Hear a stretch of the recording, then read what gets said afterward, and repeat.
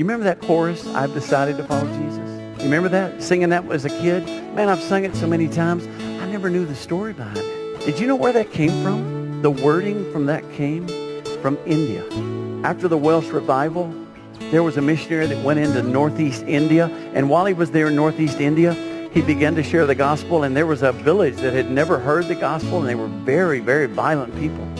And this father and mother and 2 boys from the village received Jesus. They said, we will follow Christ. When the chief heard about it, he brought them out in front of the whole village, and he said, you've got to renounce this new faith, this name that we've never heard. You've got to renounce it. And the father stepped up and said, no, I have decided to follow Jesus.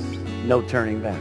With that, the chief gave the command, and the 2 boys were shot with arrows. As those 2 kids are lying there in the dirt, dying, the chief looks at him and says, you've got to renounce this faith. And the father said, no turning back.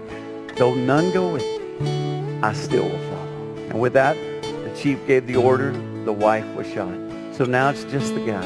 And the chief said, I don't understand. You've got to renounce this faith. And he says, the cross before me, the world behind me. I have decided to follow Jesus Christ. They shot him.